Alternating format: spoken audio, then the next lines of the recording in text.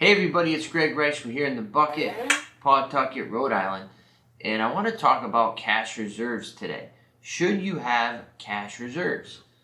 Now, I will just say, no. No. I don't believe in cash reserves. I don't think it's a good use of your money. But let's look at it two different ways, actually. Let's boil it down simple.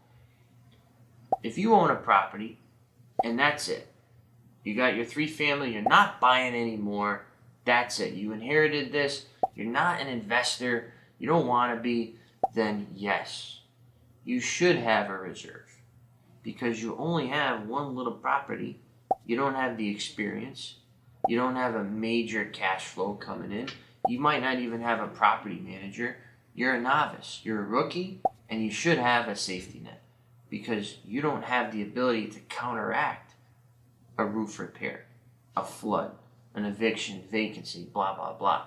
You should have at least 5,000. At least. 10 is preferred. But on the other side of this coin, if you're an active investor, if you are continually buying, and it doesn't have to be buying today or tomorrow or next year, but if that's your trajectory, you want to keep spinning that wheel, then all the money that you get that's freed up should be put towards the next down payment. Okay? The next down payment is your goal. Feeling warm and fuzzy with a $10,000, $20,000 reserve account is a waste. Is a waste. Yes, you might use it when the time comes, but it may have prevented you from buying that next deal, that next 3-unit, 4-unit, 5-unit, whatever that came up. You'll now have that down payment or closer to it. And a lot of times, I had half of the down payment, and then I tapped the credit line or swiped my credit card to get the full down payment. So you take that piece that maybe you weren't going to have, and now you have it, you throw it in the bucket. All right, can I grab a piece from here? Boom. Oh, now I have a down payment. But if you're so dead set on the reserves, then remove this piece from that equation. Now you just got the credit card. Uh-oh, that's not good. So my point here is look at what your goals are. Look at what motivates you and what your future has. You're going to keep going. You're going to keep buying and building your empire. Forget the reserves. If you're content, keep the reserves. And a lot of times banks will require reserves if you're a smaller investor. So, for example, I believe it was 6 mortgage payments, principal, interest, taxes, and insurance. That's what it was. 6 of those you need to have in reserves per property.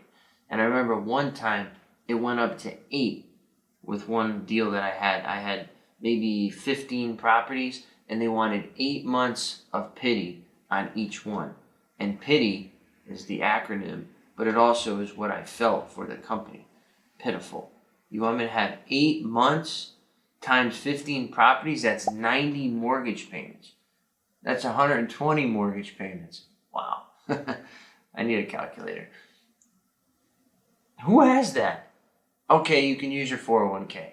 You can use your retirement accounts as, to show that you have those monies. But what if you don't have 150,000 in reserve? Then you can't go forward with the deal. So some banks are a little particular, is a good word, with reserves, but as you continue to grow and your tax returns are strong, they'll just waive that. They don't care. They see that you have the rents coming in, you got the steady cash flow, you're good to go. But the bottom line, the point of this video is whether or not you should, like internally, whether you believe it or not. Small guy, small gal, 1 property, 2 properties, yes. Keeping the wheel going, the hamster spinning, forget about it. Any questions, let me know. Once again, Greg Rice here in the Bucket, your property managed.